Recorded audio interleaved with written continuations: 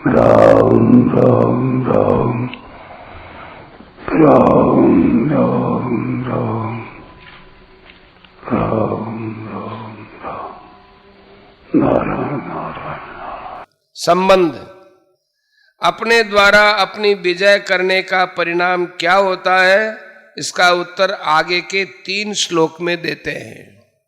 जितात्मनः प्रशान्तस्य परमात्मा समाहितः शीतोष्ण सुख दुःखेषु तथा मानापमानयोः। जिसने अपने आप पर विजय कर ली है, उस शीत उष्ण माने अनुकूलता प्रतिकूलता, सुख दुख तथा मान अपमान में निर्विकार मनुष्य को परमात्मा नित्य प्राप्त है। व्याख्या। 6ठे श्लोक में अनात्मनय पद और यहां जितात्मनय पद आया है। इसका तात्पर्य है कि जो अनात्मा होता है वह शरीर आदि प्राकृत पदार्थों के साथ मैं और मेरापन करके अपने साथ शत्रुता का बर्ताव करता है, और जो जितात्मा होता है वह शरीर आदि प्राकृत पदार्थों से अपना संबंध न मानकर अपने साथ मित्रता का बर्ताव करता है। इस तरह अनात्मा मनुष्य अपना पतन करता है और जितात्मा मनुष्य अपना उद्धार करता है। जितात्मनः जो शरीर इंद्रियां मन बुद्धि आदि किसी भी प्राकृत पदार्थ को अपने लिए सहायता नहीं मानता और उन प्राकृत पदार्थों के साथ किंचित मात्र भी अपनेपन का संबंध नहीं जोड़ता, उसका नाम जितात्मा है। जितात्मा मनुष्य अपना तो हित करता ही है, उसके द्वारा दुनिया का भी बड़ा भारी हित होता है। शीतोष्ण सुख दुखेषु प्रशांतस्य। यहां शीत और उष्ण इन दोनों पदों पर गहरा विचार करें तो ये सर्दी और गर्मी के वाचक सिद्ध नहीं होते, क्योंकि सर्दी और गर्मी ये दोनों केवल त्वगिंद्री के विषय हैं। अगर जितात्मा पुरुष केवल एक त्वगिंद्री के विषय में ही शांत रहेगा तो श्रवण नेत्र रसना और घ्राण इन इंद्रियों के विषय तो बाकी रह जाएंगे, अर्थात इनमें उसका प्रशांत रहना बाकी रह जाएंगे, तो उसमें पूर्णता नहीं आएगी।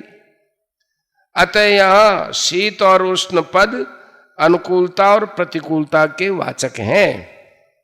शीत अर्थात अनुकूलता की प्राप्ति होने पर भीतर में एक तरह की शीतलता मालूम देती है, और उष्ण अर्थात प्रतिकूलता की प्राप्ति होने पर भीतर में एक तरह का संताप मालूम देता है। तात्पर्य है कि भीतर में न शीतलता हो और न संताप हो, प्रत्युत एक समान शांति बनी रहे। इंद्रियों के अनुकूल प्रतिकूल विषय वस्तु व्यक्ति घटना परिस्थिति आदि की प्राप्ति होने पर भीतर की शांति भंग न हो। कारण कि भीतर में जो स्वतः सिद्ध शांति है वह अनुकूलता में राजी होने से और प्रतिकूलता में नाराज होने से भंग हो जाती है। अतः शीत उष्ण में प्रशांत रहने का अर्थ हुआ कि बाहर से होने वाले संयोग वियोग का भीतर असर न पड़े। अब ये विचार करना चाहिए कि सुख और दुख पद से क्या अर्थ लें। सुख और दुख दो तरह के होते हैं। पहला, साधारण लौकिक दृष्टि से जिसके पास धन संपत्ति वैभव स्त्री पुत्र आदि अनुकूल सामग्री की बहुलता हो उसको लोग सुखी कहते हैं। जिसके पास धन संपत्ति वैभव स्त्री पुत्र आदि अनुकूल सामग्री का अभाव हो उसको लोग दुखी कहते हैं। दूसरा, जिसके पास बाहर की सुखदायी सामग्री नहीं है जैसे भोजन कहाँ करेगा इसका पता नहीं है, पास में पहनने के लिए पूरे कपड़े नहीं है, रहने के लिए स्थान नहीं है, साथ में कोई सेवा करने वाला नहीं है, ऐसी अवस्था होने पर भी जिसके मन में दुख संताप नहीं होता है और जो किसी वस्तु व्यक्ति परिस्थिति आदि की आवश्यकता का अनुभव भी नहीं करता, प्रत्युत हर हाल में बड़ा प्रसन्न रहता है, वह सुखी कहलाता है। परंतु जिसके पास बाहर की सुखदायी सामग्री की भरमार है, भोजन के लिए बढ़िया बढ़िया पदार्थ हैं, पहनने के लिए बढ़िया से बढ़िया कपड़े हैं, रहने के लिए बहुत सुंदर मकान है, सेवा के लिए खूब नौकर है, ऐसी अवस्था होने पर भी भीतर में रात दिन चिंता रहती है कि मेरी ये सामग्री कहीं नष्ट न हो जाए, ये सामग्री कायम कैसे रहे, कैसे बढ़े, आदि आदि। इस तरह बाहर की सामग्री रहने पर भी जो भीतर से दुखी रहता है वह दुखी कहलाता है। उपर्युक्त दो प्रकार से सुख दुख कहने का तात्पर्य है कि बाहर की सामग्री को लेकर सुखी दुखी होना और भीतर की प्रसन्नता खिन्नता को लेकर सुखी दुखी होना। गीता में जहाँ सुख दुख में सम होने की बात आई है, वहाँ बाहर की सामग्री में सम रहने के लिए कहा है। जैसे सम दुख सुख है, शीतोष्ण सुख दुखेषु समय है आदि। जहाँ सुख दुख से रहित होने की बात आई है, वहाँ भीतर की प्रसन्नता और खिन्नता से रहित होने के लिए कहा है। जैसे द्वंद्वैर विमुक्ता सुख दुख संज्ञैः आदि। जहाँ सुख दुख में सम होने की बात है, वहाँ सुख दुख की सत्ता तो है पर उसका असर नहीं पड़ता है, और जहाँ सुख दुख से रहित होने की बात है, वहाँ सुख दुख की सत्ता ही नहीं है। इस तरह चाहे बाहर की सुखदायी दुखदायी सामग्री प्राप्त होने पर भीतर से सम होना कहें, चाहे भीतर से सुख दुख रहित होना कहें, दोनों का तात्पर्य एक ही है, क्योंकि सम भी भीतर से है और रहित भी भीतर से है। यहाँ शीत उष्ण और सुख दुख में प्रशांत माने सम रहने की बात कही गई है। अनुकूलता में सुख होता है, अनुकूल वेदनीयम सुखम, और प्रतिकूलता में दुख होता है, प्रतिकूल वेदनीयम दुखम।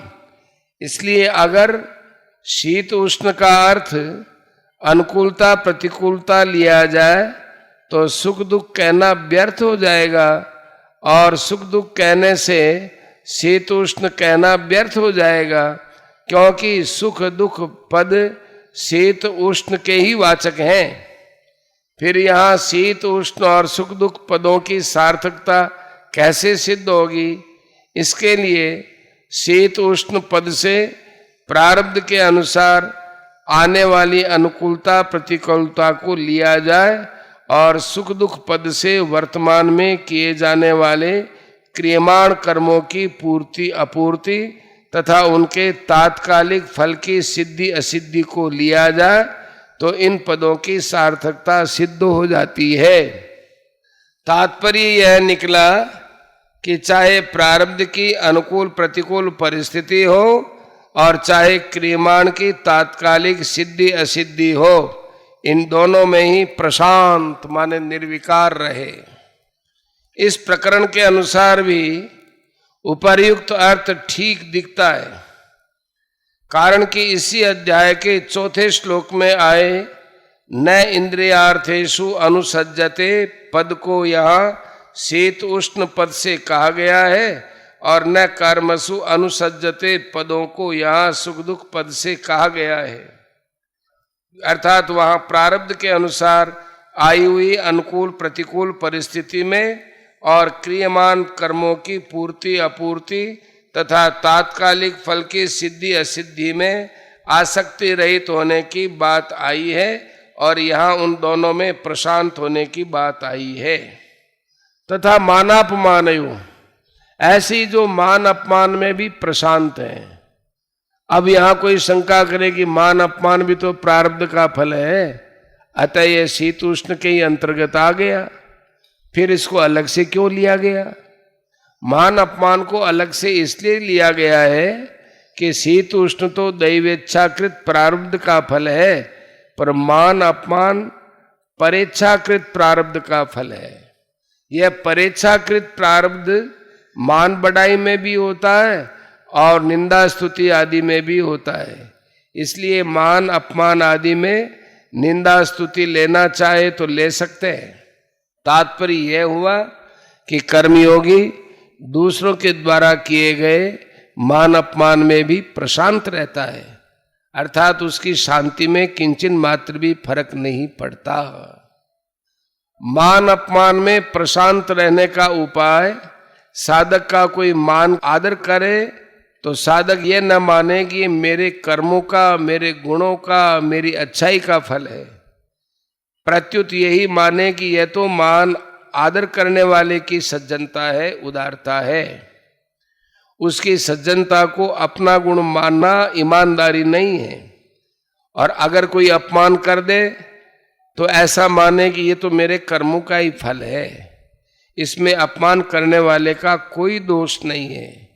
प्रत्युत वह तो दया का पात्र है, क्योंकि उस बेचारे ने मेरे पापों का फल भुगताने में निमित्त बनकर मुझे शुद्ध कर दिया है। इस तरह मानने से साधक मान अपमान में प्रशांत निर्विकार हो जाएगा। अगर वह मान को अपना गुण और अपमान को दूसरों का दोष मानेगा तो वह मान अपमान में प्रशांत नहीं हो सकेगा। परमात्मा समाहित है। शीत उष्ण सुख दुख और मान अपमान, इन छहों में प्रशांत मन निर्विकार रहने से सिद्ध होता है कि उसको परमात्मा प्राप्त है। कारण कि भीतर से विलक्षण आनंद मिले बिना बाहर की अनुकूलता प्रतिकूलता, सिद्धि असिद्धि और मान अपमान में वह प्रशांत नहीं रह सकता। वह प्रशांत रहता है तो उसको एक रस रहने वाला विलक्षण आनंद मिल गया। इसलिए गीता ने जगह जगह कहा है कि जिन पुरुषों का मन साम्यावस्था में स्थित है, उन पुरुषों ने इस जीवित अवस्था में ही संसार को जीत लिया है। 5:19। जिस लाभ की प्राप्ति होने पर उससे अधिक लाभ का होना मान ही नहीं सकता, और जिसमें स्थित होने पर बड़े भारी दुख से भी विचलित नहीं हो सकता। 6 अध्याय का 22वां आदि आदि। परिशिष्ट भाव, जिसकी आत्मा मित्र की तरह है, अर्थात जिसका शरीर में मैंपन और मेरापन नहीं है, वह अनुकूलता प्रतिकूलता, सुख दुख और मान अपमान प्राप्त होने पर भी सम निर्विकार रहता है। ऐसा मनुष्य सिद्ध कर्मयोगी है, अर्थात उसको परमात्मा का अनुभव हो चुका है, ऐसा मानना चाहिए।